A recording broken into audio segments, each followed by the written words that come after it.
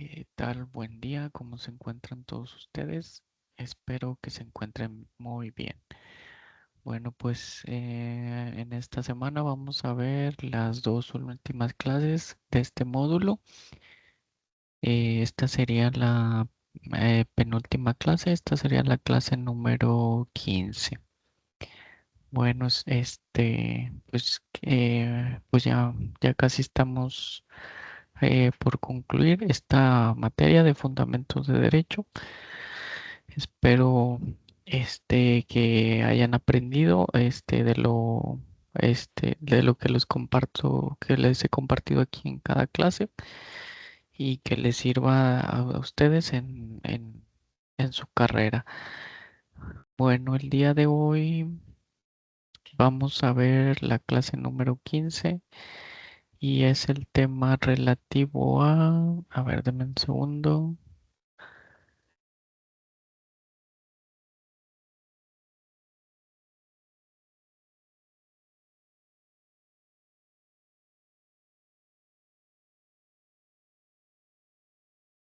Es la clase relativa a las formas administrativas para la adquisición de bienes.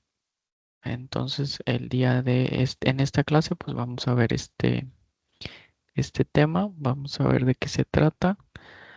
En esencia, pues sí, son las formas en que el Estado, en este caso, pues sería el poder ejecutivo que puede adquirir bienes.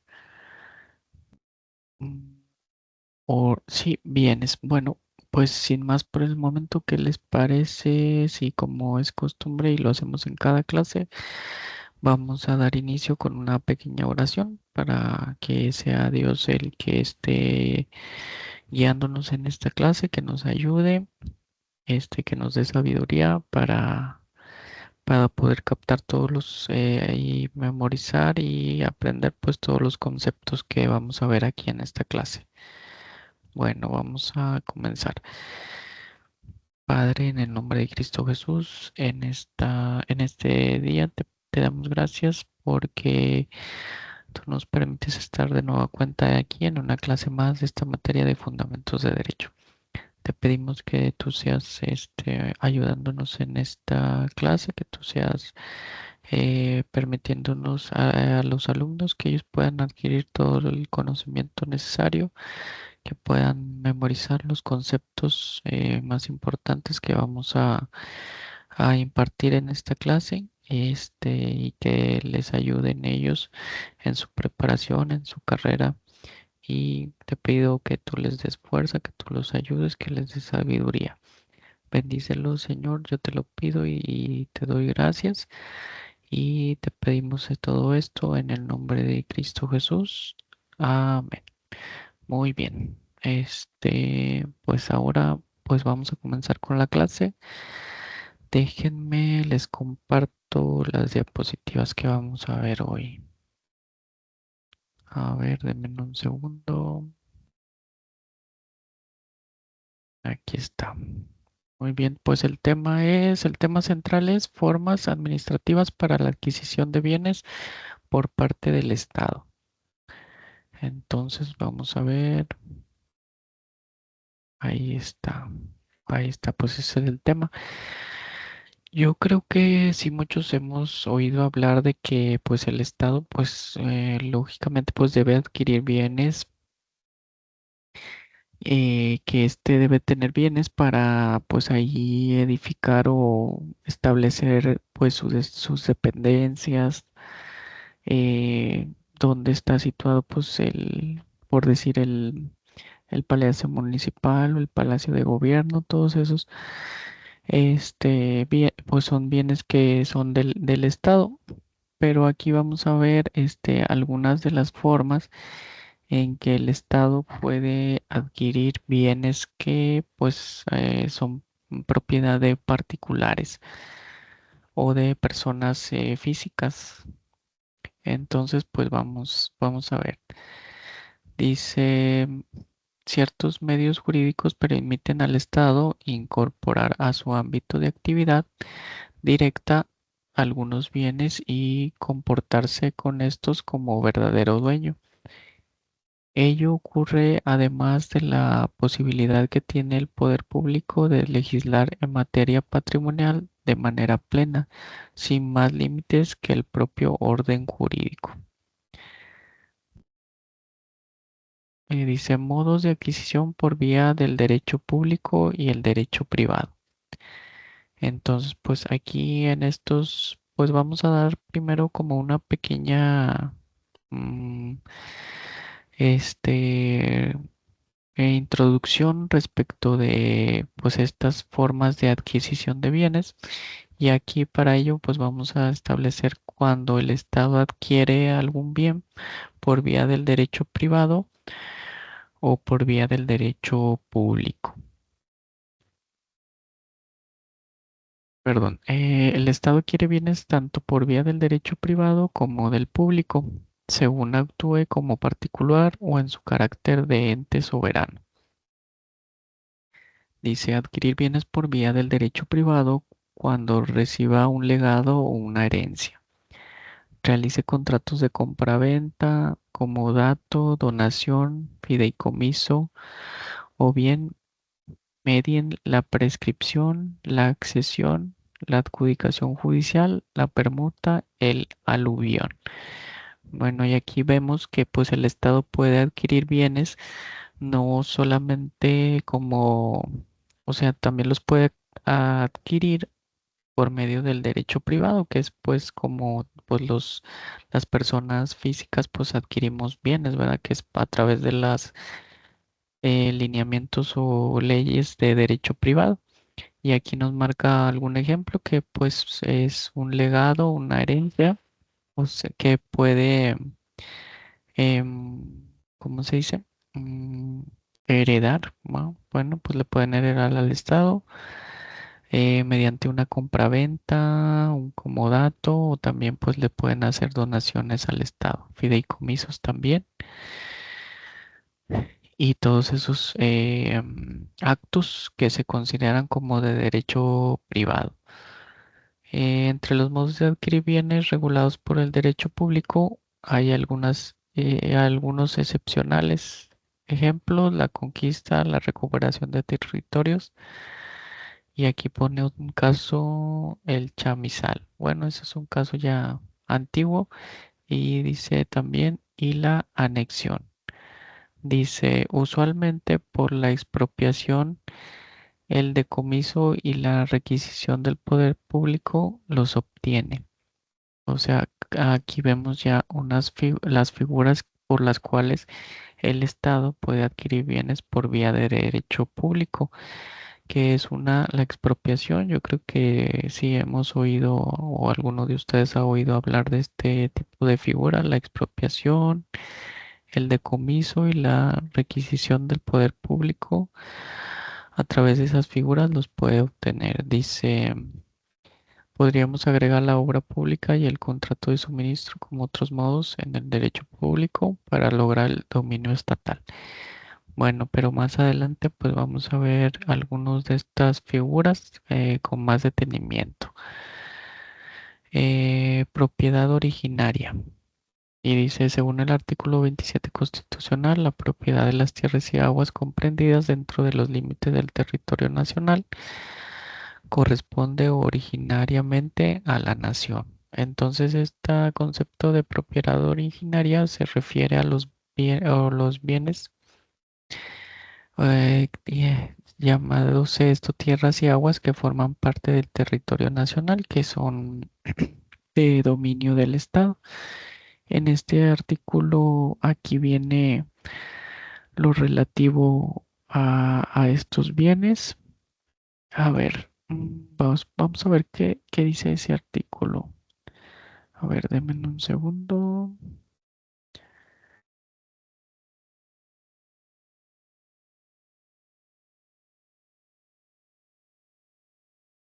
Déjenme lo busco. Por aquí lo tenía.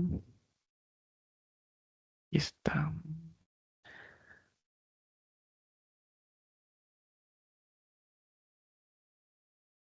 ver, denme un segundo. Dice artículo 27, ¿verdad? Aquí está. Bueno, aquí déjenme se los comparto.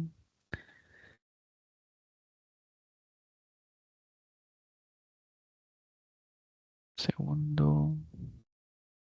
Aquí está. Aquí está. Dice la propiedad de las tierras y aguas comprendidas dentro de los límites del territorio nacional corresponde originariamente a la nación, la cual ha tenido y tiene el derecho de transmitir el dominio de ellas a los particulares, constituyendo la propiedad privada. Entonces aquí, eh, en este artículo, pues es la base constitucional para establecer lo relativo a la propiedad privada, a la propiedad originaria, perdón, que es lo relativo a todo el territorio que forma parte de la nación, como la tierra y las aguas y las islas y todos esos espacios o territorios que comprenden pues el territorio nacional. Dominio directo. Al lado del dominio eminente imperio del Estado sobre su territorio existe el directo, perdón, dice por el cual el Estado si se reserva ciertos bienes o actividades. Entonces, aquí pues ya vimos en el concepto anterior que son la propiedad originaria, que pues es el territorio, las aguas, las islas y todo lo que conforma parte del territorio nacional. Y luego aquí hay otro que es dominio directo, que son este bienes respecto de los cuales el Estado tiene un dominio directo y este dominio pues no puede ser eh, delegado a los particulares o no se les puede asignar a esto porque esto así lo establecen dentro, digamos, o donde se establece, pues esto se establece dentro de la Constitución, dentro de nuestra Constitución, pues está establecido algunos de los bienes que son de dominio directo del Estado. Dice, el constituyente adjudicó al Estado determinados recursos de los que se ha llamado dominio directo. Entonces hay ciertos recursos que en la Constitución están nada más ligados al Estado. Y aquí pone varios ejemplos. El primero de ellos pues son los hidrocarburos. Hidrocarburos pues sería, pues yo me imagino que es, ahí va comprendido lo del petróleo y todos sus derivados, que pues aquí en México pues es Pemex quien se dedica a hacer la explotación de esos tipos de energéticos. Y luego tenemos que también es de dominio directo la energía eléctrica. La energía eléctrica pues es Comisión Federal de Electricidad la que se encarga de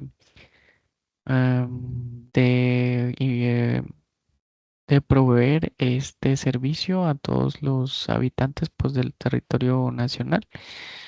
Y solamente esta empresa es la que se dedica a hacer este tipo de cuestiones, que es una em, empresa con participación del Estado. No sé si es desconcentrada o descentralizada. Energía nuclear. La energía nuclear, bueno, pues este tipo de energías creo que también lo lleva CFE, creo que sí. Aquí pues sí hay plantas de energía nuclear, no sé si en Tamaulipas hay una y no me acuerdo en qué otro estado hay otra planta de energía nuclear. Aguas, pues la Comisión Nacional de Aguas es la que se encarga de todo lo relativo este recurso de agua. Y minerales, pues no sé cuál sea eh, la empresa que es del Estado o a quien esté asignado este tipo de la explotación de este tipo de recursos. En hidrocarburos, electricidad y energía nuclear, la explotación es exclusiva del Estado y no admite la posibilidad de otorgar concesiones ni celebrar contratos. Entonces aquí este tipo de explotación de este recurso pues no cabe la concesión, digámoslo así, no se le puede dar su explotación a un particular. La electricidad supone dominio directo cuando se genera y distribuye como servicio público. Si es para otros fines, corresponde al ámbito de la actividad de los particulares. Plantas de luz en cines u hospitales y acumuladores. Por ejemplo, la energía nuclear, utilizable solo con propósitos pacíficos, fue regulada constitucionalmente a partir de 1975. Entonces, pues cuando es energía eléctrica como servicio público, pues ese tiene un dominio directo por el Estado a través del ente que se encarga de hacer esa función. Pero pues también vemos aquí que puede un establecimiento, un restaurante, un cine poder tener plantas de luz para cuando se necesite o sea el caso. Entonces aquí ya no se considera como de un servicio público, sino que es privado. Dice, respecto de recursos hidrológicos y mineros, la administración pública puede otorgar asignaciones y concesiones, pero el Estado conserva el dominio. Bueno, entonces aquí es diferente en relación a los recursos hidrológicos y mineros. Pues sí, en materia de recursos hidrológicos, pues vemos que las dependencias que se dedican a administrar este tipo de recursos pueden conceder concesiones de el uso de pozos de agua a empresas o a particulares. Y en recursos minerales, pues creo que sí se dan concesiones a empresas privadas, pero creo que en lo relativo al un mineral, creo que el que se usa para hacer los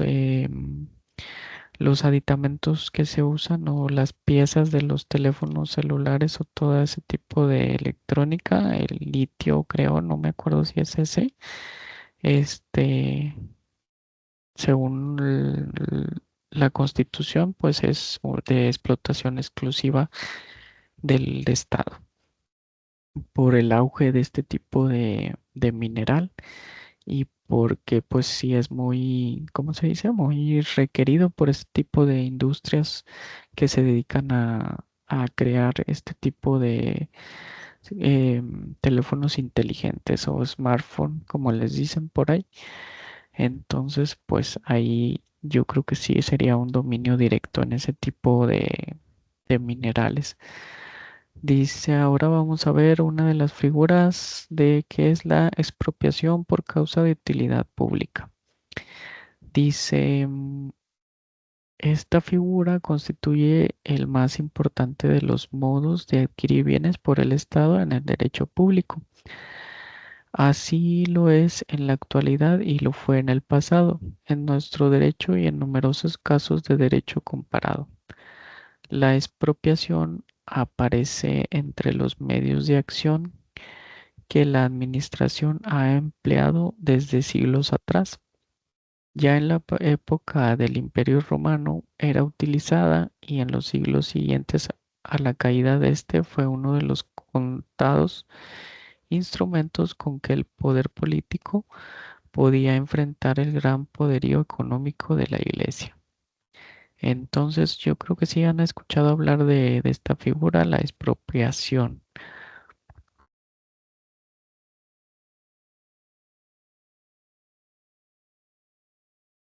Es una de las más comunes que utiliza el Estado para adquirir bienes, pero siempre y cuando sean para una utilidad pública.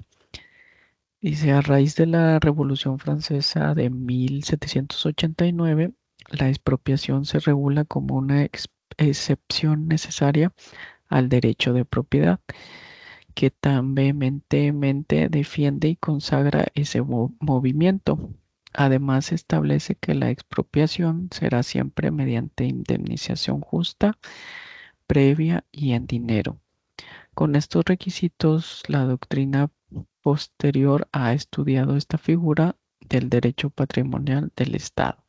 Entonces, cuando se va a expropiar un bien, pues debe haber una indemnización por parte del Estado.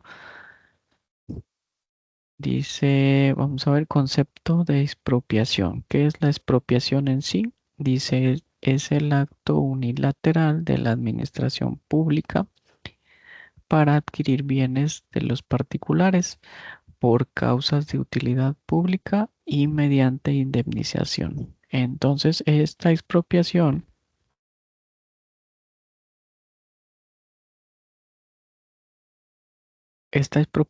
es un acto unilateral de la administración pública del Estado para adquirir bienes que son propiedad de los particulares, pero esta adquisición se hace siempre y cuando sea para una utilidad pública y siempre y cuando se haga o se realice una indemnización a los particulares.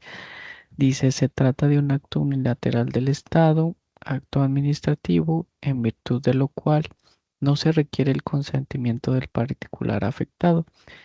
Si bien en ocasiones la administración pública procura obtener los bienes requeridos por otro medio, como compraventa o permuta, ello se debe a razones de economía en los procedimientos administrativos y no a un requisito teórico legal de intentar antes de la expropiación otros medios de adquirir bienes.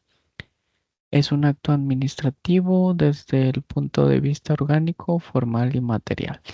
Entonces, esto es la expropiación, que es una determinación que toma la autoridad administrativa, el ente público,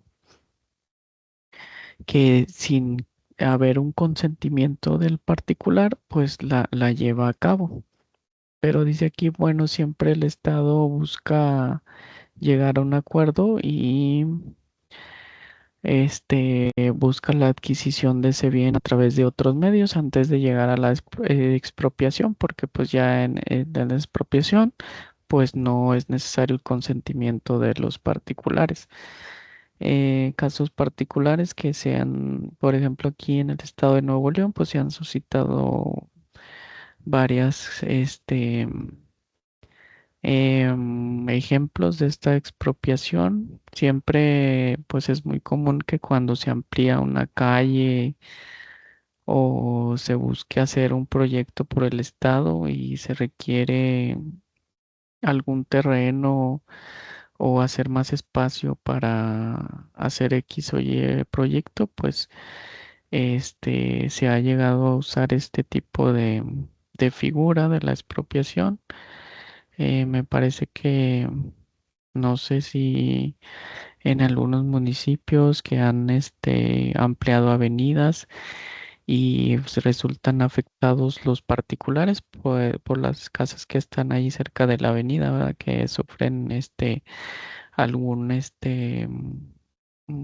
¿cómo se podría decir? Les restan terreno a raíz de la ampliación. Ahí pues el gobierno pues siempre busca llegar a una mediación entre los particulares a través de la compra de estas fincas que se encuentran dentro del trayecto que se va a ampliar y en caso de no, pues puede llegar a la expropiación.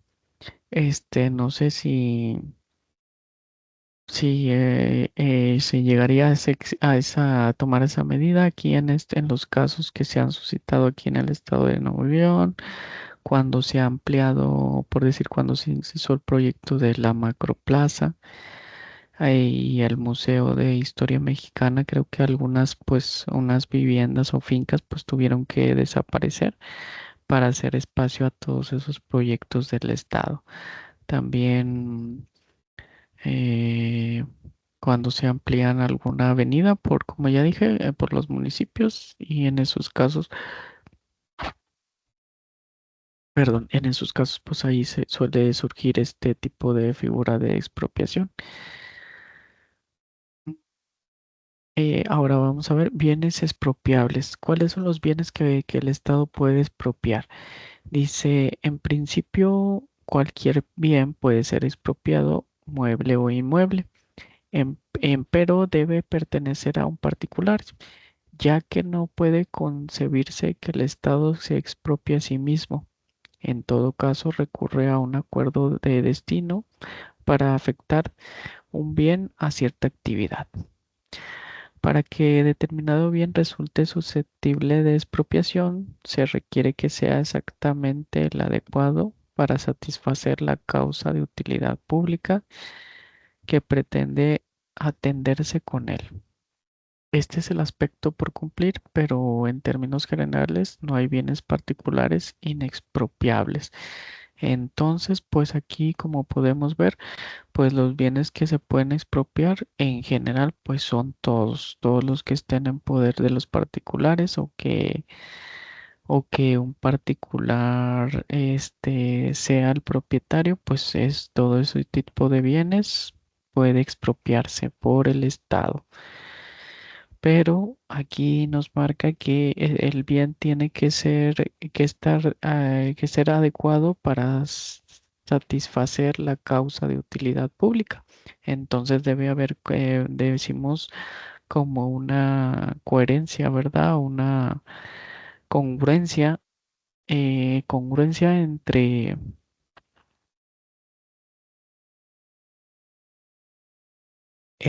el fin público o la utilidad pública que se persigue y el bien que se pretende expropiar. Bueno, no debe ser pues eh, incompatible, por decirlo así, o sea, debe ser afín. O sea, que el bien que se va a expropiar debe satisfacer la causa de utilidad pública, por lo cual se hace la expropiación. Elementos de la expropiación. Dice la doctrina señala como elementos de la expropiación la autoridad expropiante, el particular afectado, el bien expropiado, la causa de utilidad pública que motiva el actor y la indemnización. Perdón, pero bueno, vamos a ver estos elementos. La utilidad pública. En torno a la expropiación, lo más debatido es la utilidad pública. La Constitución política no la define y deja al legislador la tarea de determinar de manera genérica cuándo habrá utilidad pública para que proceda la expropiación. Podemos afirmar provisionalmente que habrá utilidad pública cuando un bien o un servicio material o cultural común a un importante sector de la población, el poder público considere fundamental protegerlo o darlo. Dice, en el derecho positivo, la ley de expropiación pública, publicada en el Diario Oficial de la Federación el 25 de noviembre de 1936, incluye amplia enumeración de causas de utilidad pública, entre las cuales cabe prácticamente cualquier situación prevista para expropiar en otras leyes, así como los casos en que la administración pública requiera de bienes de particulares para realizar sus cometidos. Entonces, pues la utilidad pública, la Constitución pues no la define como eh, exactamente o expresamente, sino que pues deja la pauta que sea el legislador quien eh, haga esta, haga esta determinación. Pero pues a final de cuentas la utilidad pública es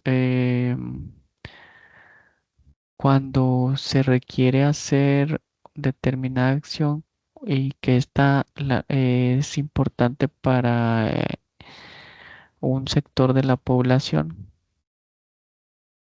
o sea, que se considere fundamental para podamos decirlo así, para el bien común, como los casos que les estaba planteando cuando se va a ampliar una avenida, pues ya ven que pues conforme va transcurriendo el tiempo,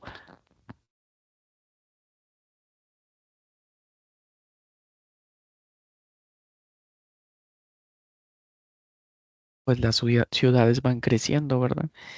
Entonces a veces hay necesidad de que se amplíen las avenidas, poner más carriles y pues en este afán o en esta necesidad para mejorar la vialidad, que es para un bien común, pues es necesario, o pongámoslo así, que ciertos bienes o inmuebles de particulares pues van a resultar afectados con esta ampliación, porque pueden sufrir un detrimento en en la totalidad del bien, porque pues puede ser que por ahí exactamente donde está el bien inmueble, pues pase la nueva ampliación o se extienda la avenida o la calle.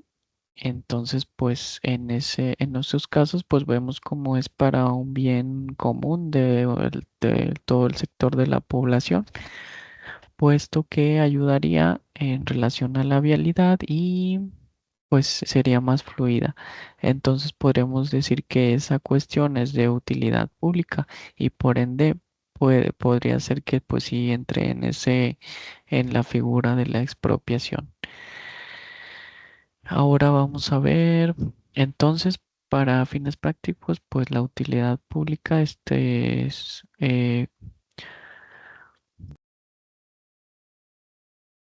se considere como una cuestión que sea fundamental proteger por el Estado o darlo, como dice aquí, el poder público considere fundamental protegerlo o darlo. Entonces, si se considera cualquier situación que pueda tener estas características, puede ser, se puede considerar como utilidad pública y viable para que pueda surgir la expropiación de bienes. La indemnización es con la utilidad pública el eje de la expropiación. Ya hemos expuesto algunas consideraciones acerca de esto que reviste gran importancia para el particular que ha visto mermado su patrimonio por el acto de expropiación. Entonces, si el Estado expropia un bien que es de un particular, vamos a decirlo así, o pongamos este ejemplo,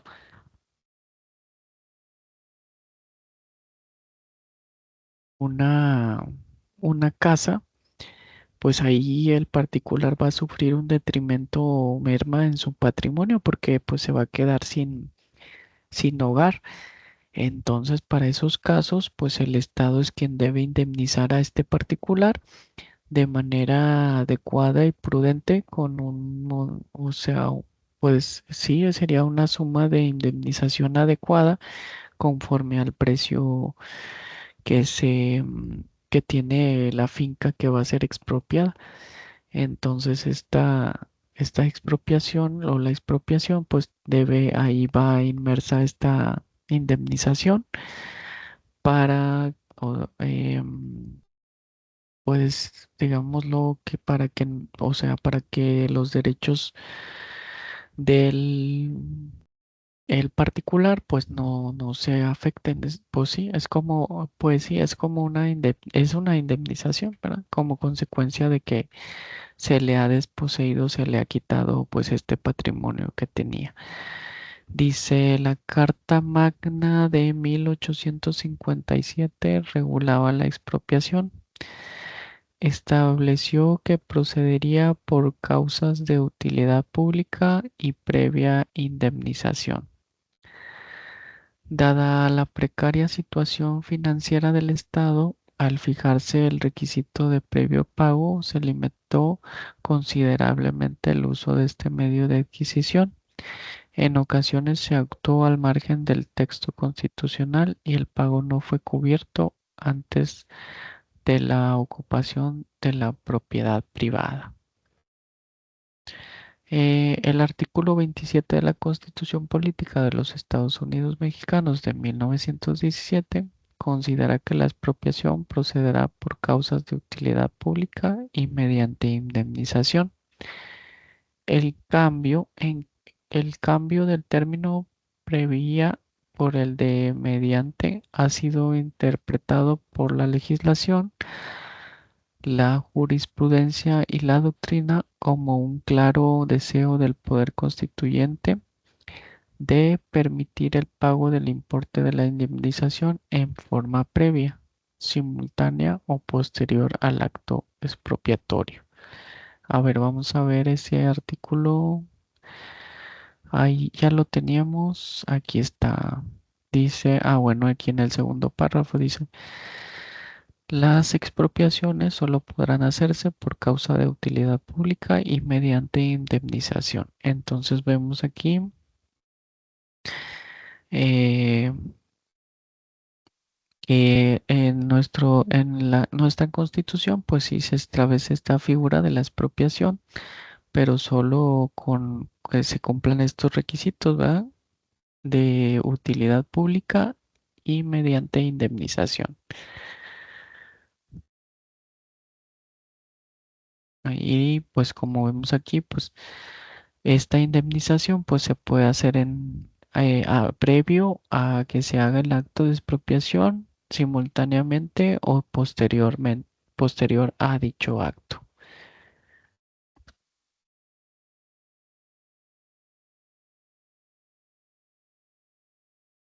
A ver, vamos a continuar. Procedimiento para la expropiación. Dice, el procedimiento es considerado por algunos autores como elemento esencial de la expropiación. Esta se efectúa a través de un decreto del presidente de la República por publicarse en el Diario Oficial de la Federación y con el refrendo de los secretarios de la Función Pública y de Hacienda y Crédito Público, así como de las dependencias involucradas de manera directa en el acto. Entonces, el procedimiento de expropiación pues debe de ser decretado por el presidente de la República y publicarse en el Diario Oficial de la Federación. Este, este es el procedimiento que debe de llevarse para poder efectuar esta o que pueda surgir o, como dice, materializarse de manera adecuada esta figura de la expropiación. Como acto administrativo que es y de conformidad con el sistema constitucional, ha de estar debidamente fundado y motivado ese decreto. O sea, aparte de que tiene que publicarse por el presidente, lo toma aquí como un tipo de resolución porque debe estar debidamente fundado y motivado. O sea, debe de exponerse las razones, debe eh, establecerse las razones por las cuales se va a efectuar esta expropiación y el dispositivo o la determinación jurídica, digo, el ordenamiento legal que lo faculta para poder hacer esta expropiación. Y dice y publicarse por segunda vez en el diario oficial si se desconoce el domicilio o el nombre del particular afectado. La segunda inserción se efectuará dentro de los 5 días siguientes a la primera. También deberá haber un decreto presidencial con los requisitos señalados para declarar de utilidad pública determinada acción concreta gubernamental. Entonces, dice, en virtud de lo cual va a proceder la expropiación, es decir, adecuar el caso particular a la hipótesis legal. Entonces, sí, o sea, debemos encuadrar el caso en esta expropiación, pues se debe de encuadrar el caso práctico, el caso que se nos presenta con alguno de los hipótesis normativas que se encuentran previstas en las leyes. Entonces, siendo así, pues ya sería factible.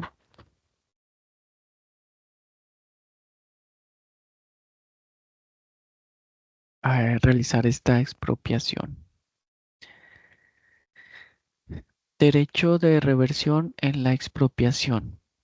Bueno, entonces pues ya vimos esta expropiación que es un acto de el Estado que es de manera unilateral, que no se requiere el consentimiento del propietario del bien que se va a expropiar y que pues debe estar, es un decreto presidencial, se debe publicar en el Diario Oficial de la Federación y debe cumplir con ciertos requisitos, que debe estar fundado y motivado, encuadrado en el supuesto que se encuentre previsto en la ley, la hipótesis normativa y también pues ¿qué más? Bueno, y pues eso es, creo es todo, pero ahora vamos a ver este tema que dice derecho de reversión en la expropiación. Vamos a ver de qué se trata. Dice la ley de expropiación establece la reexpropiación o retrocesión y la nombra reversión. Es como una que, bueno, ya se expropió, pero ahora habla como que se vuelve a las cosas, al estado en el que estaban, una reversión. Dice, deberá intentarla el gobernado si en un lapso de 5 años la cosa que se le quitó no ha sido utilizada, o bien se destinó a un fin distinto para el que fue expropiada. Entonces aquí vemos que pues no nada más lo relativo a la expropiación debe de cumplir lo que ya hemos estado precisando o venimos analizando, sino que nos dice aquí que puede presentarse una reversión en dado caso que la autoridad o el Estado en un plazo de 5 años la cosa no haya sido utilizada para el bien que, para el fin por el cual fue expropiado. O bien dice se destinó a un fin distinto para el que fue expropiado. Entonces, una vez que ya transcurrieron 5 años y el bien expropiado pues no fue utilizado para el bien que se destinó o se utilizó para otro fin, entonces en ese caso pues ya ahí surge el derecho del particular que era propietario de ese bien expropiado para solicitar la reversión del mismo. Entonces, esa es la reversión de la expropiación. Ahora vamos a ver la nacionalización. Por la nacionalización, el Estado no adquiere bienes, sino que reserva una actividad a los gobernados o conserva para sí determinado renglón de sus recursos. En el primer caso, están confiados exclusivamente a mexicanos el transporte carretero de pasajeros, turismo y carga, la distribución de gas y gasolina, radio y televisión, excluida la transmitida por cable, uniones de crédito, banca de desarrollo y algunos servicios profesionales y técnicos. Entonces esto de nacionalización va encaminado más bien a que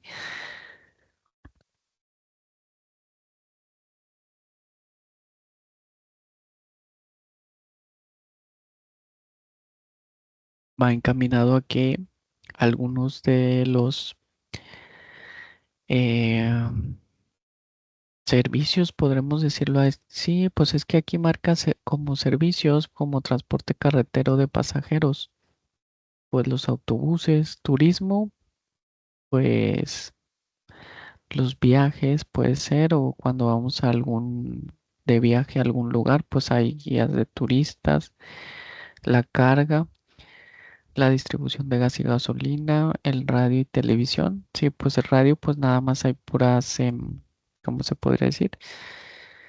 Pues empresas de aquí, pues no hay una empresa extranjera que esté emitiendo, tenga una señal de radio. De televisión, pues sí hay, pues todas las televisoras se supone que son mexicanas, incluyendo pues la aquí en Nuevo León que hay una del estado. Entonces a eso va encaminada la nacionalización. En determinados casos se reserva cierta participación a los nacionales, como ya vimos transporte aéreo, casas de bolsa o telefonía, de conformidad con las leyes de la materia. En el segundo caso, el Estado, mediante apropiación o compraventa, se encargará de algún recurso o actividad. Tal es la situación de los hidrocarburos y la energía eléctrica. Así, detrás de alguna llamada nacionalización, habrá siempre una figura jurídica que le haga realidad, sea la expropiación, la compraventa de acciones o la reforma legislativa. Otro de nacionalización podría ser lo de los ferrocarriles que anteriormente eran de México y luego pues fueron vendidos a, a empresas extranjeras, me parece, y ya hoy día pues ya creo que pues ya están,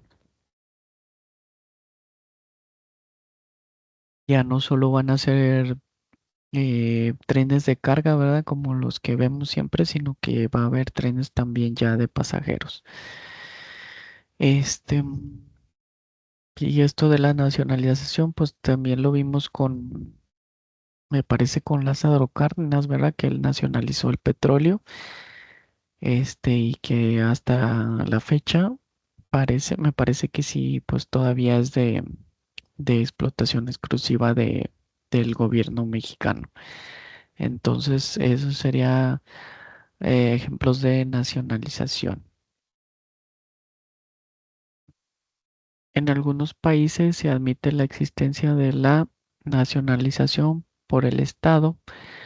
Según Eduardo Novoa Monreal, procederá cuando se trate de recursos naturales o de medios de producción, con indemnización o sin ella. Para Ramón Martín Mateo siempre será necesaria. Entonces, eh, aquí dice que también hay una indemnización. Bueno, sí, cuando o en otros países que se nacionalizan algunas empresas de extranjeros, pues no sé si ustedes recordarán lo que pasó en Venezuela cuando entró este presidente, el presidente Nicolás Maduro, creo que fue que empezó a nacionalizar muchas empresas extranjeras. Creo que una de esas fue Cemex, que tenían una planta allá en Venezuela y fue nacionalizada esa cementera, pues ya dejó de funcionar o ser parte de la empresa privada que todos conocemos que es Cemex y se formó parte del Estado, pero pues se le hizo una indemnización por esa nacionalización de su empresa, que creo que estaban peleando ahí porque no, pues no era acorde la indemnización, ¿verdad? Porque pues que imagínense nacionalizar una planta cementera, pues no, son muchos millones de pesos o dólares o no sé cuáles sean allá la moneda de Venezuela, el peso venezolano. Y ya ven como ahorita ya está, pues hay mucha inflación y está demasiado devaluado ese tipo de moneda ya en Venezuela. Dice, la Organización de las Naciones Unidas ha admitido el derecho que tienen los estados para nacionalizar bienes en estos términos, siempre que ello no implique medidas discriminatorias. La ausencia de indemnización estará justificada cuando no conlleve enriquecimiento injusto del Estado. En este orden de ideas, cabe mencionar las nacionalizaciones del cobre en Chile, del canal de Suez por Egipto y de la planta industrial soviética en la tercera década del siglo XX. Entonces aquí vemos algunos ejemplos que nos pone de, de nacionalización de algunas empresas, como aquí dice del cobre, no sabía de ese ejemplo. el canal de Suez por Egipto, me imagino que pues la explotación de este canal, pues ya ven que algunos se utilizan para rutas marítimas y todo eso. Y aquí creo que también hay uno que se acaba de abrir, o no sé, me parece aquí en México, que es como un tipo de canal que del Golfo de México pues se pasan acá al otro lado, a no sé cómo se llama, si es el Pacífico o qué, o mar o océano es, pero creo que acaba de abrir uno México ahí. Bueno, esta ruta. Bueno, vamos a continuar. Bueno, entonces ya vimos qué es esto de nacionalización. Y ahora vamos a ver, ya estamos viendo, ya vimos conceptos de expropiación, que es esta una de las formas de adquisición de bienes por el Estado, que es en materia de derecho público esto. Y luego ya vimos la nacionalización. Y ahora vamos a ver la requisición. Dice la requisa o requisición surgió en el derecho militar y se da ante una situación de guerra con el exterior o de conflicto bélico interior. No había oído escuchar de esta figura. Por ello, el Estado adquiere de manera temporal bienes. El último párrafo del artículo 16 de la Constitución General de la República establece al respecto. Dice, en tiempo de paz, ningún miembro del ejército podrá alojarse en casa particular contra la voluntad del dueño, ni imponer prestación alguna. En tiempo de guerra, los militares podrán exigir alojamiento, pagajes, alimentos y otras prestaciones en los términos que establezca la ley marcial correspondiente. Entonces, pues esto de requisación pues está más relacionado en los tiempos en que se sitúe un conflicto bélico que le da, por decir, vamos a decir, prerrogativas o eh, como podríamos decirlo así como a los militares de que puedan alojarse con algún particular. Entonces eso sería como la requisación. Dice la requisición ha de ser decretada por una autoridad militar. En nuestro caso, la Secretaría de la Defensa Nacional o de la Marina. Obedecer a una situación de excepción, el estado de beligerancia, o sea que es un conflicto armado, una guerra, y efectuada mediante indemnización. No implica la pérdida de la propiedad en definitiva, salvo cuando se trata de bienes perecederos. Entonces aquí podemos ver que también como parte de sus características, este tipo de requisición, pues también es mediante una indemnización. Y su característica, o podemos decir que esta figura, pues solo se da en el área de militar, porque habla de autoridades militares y cuando se encuentra el Estado en tiempo de guerra. Dice la diferencia primordial entre esta figura y la expropiación reside en que debe haber una suspensión de garantías y que el particular perderá solo de forma temporal la propiedad. Además estará referida a bienes que los militares necesiten, como alimentos, vestuario, equipo de transporte o habitación. Entonces aquí, a diferencia de la expropiación, pues esta requisición pues solamente es temporal.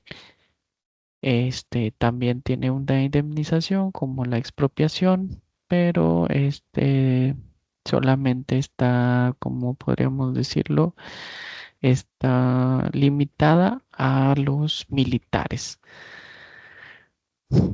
Y después de que ya pase este conflicto o bélico o el tiempo de conflicto, pues ya este bien va a ser regresado al propietario, al particular. Dice la indemnización será proporcional a la merma transitoria del patrimonio que el gobernado sufra por esa pérdida. Entonces, pues esta indemnización es proporcional. Dice, existe la posibilidad de que requisar servicios personales. No se estará en presencia, lógicamente, de un modo de adquirir bienes, pero sí derechos a favor del Estado.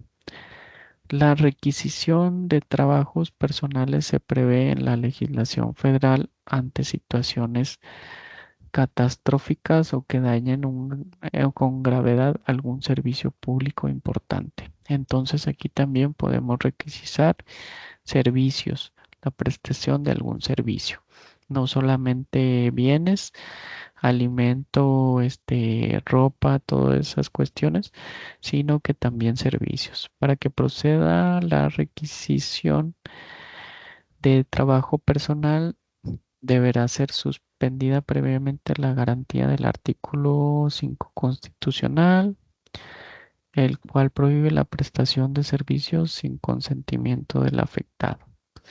Entonces, para que pueda hacer una requisición de servicios, pues primeramente debe estar suspendida la garantía que establece el artículo 15, que dice que, o sea, no podemos prestar servicios en contra de nuestra voluntad.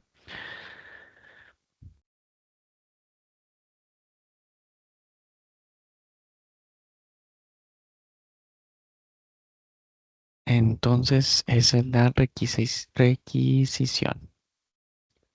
Ahora vamos a hablar del decomiso. Esta figura, pues yo creo que también sí la han oído hablar, pero más que nada yo creo, pues me lo he escuchado en cuando se comete algún delito, pero vamos a ver. Por el decomiso pasan a propiedad del Estado los objetos, los instrumentos y el producto involucrados en la comisión de algún acto ilícito. Entonces, los productos, objetos que se usaron o están involucrados en un acto ilícito, ahí surge la figura del decomiso. Dice, si el delito es intencional doloso, se decomisarán los instrumentos, objetos y productos lícitos e ilícitos. Si es no intencional culposo, solo estos pasarán al Estado. El particular pierde bienes a favor del Estado como sanción por su conducta ilícita. Entonces el decomiso, este decomiso pues está encaminando a cuando se surge la figura de un hecho ilícito y que se utilizaron objetos o instrumentos para cometer algún delito, pues ahí estos instrumentos, objetos o productos pues son decomisados y pasan al Estado. El artículo 21 constitucional parece prohibir el decomiso administrativo, pues limita a multa y arresto las sanciones que puede imponer el Ejecutivo. La Suprema Corte de Justicia de la Nación ha admitido que el decomiso ordenado por la autoridad administrativa sí procede, no obstante lo señalado por el constituyente. Entonces aquí podemos ver que en materia administrativa pues también se puede solicitar o puede surgir esta figura del decomiso. Eh, Porque pues, pues no es tanto como un hecho ilícito, sino, bueno, es contrario, una conducta contraria a un reglamento,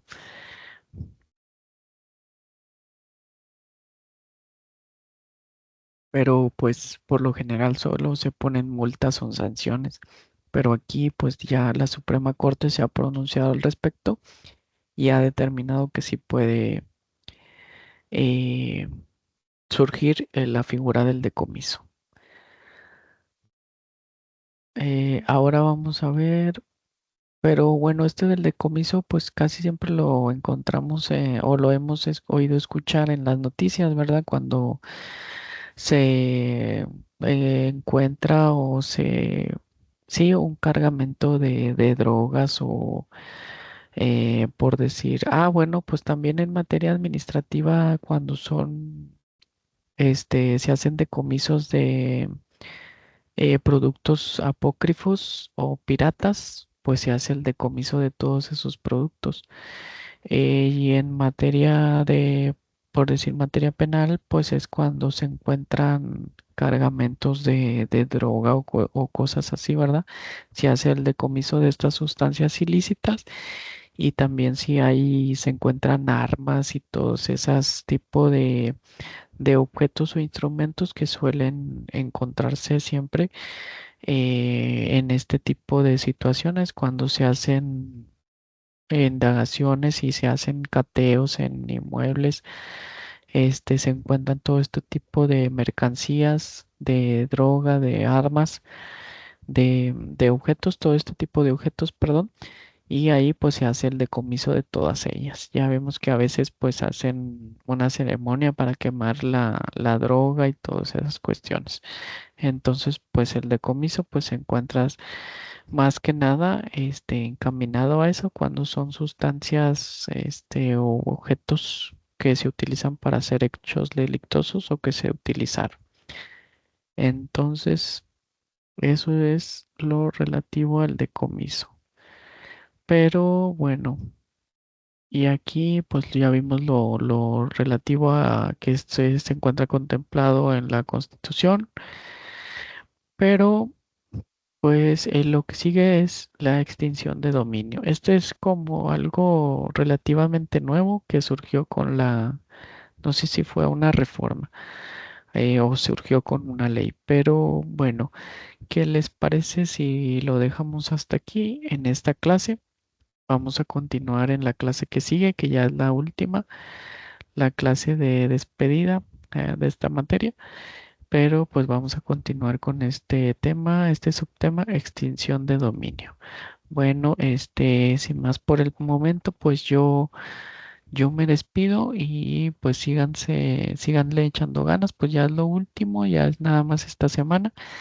Les voy a estar subiendo a la plataforma el examen que ustedes van a contestar, el último examen, el segundo examen.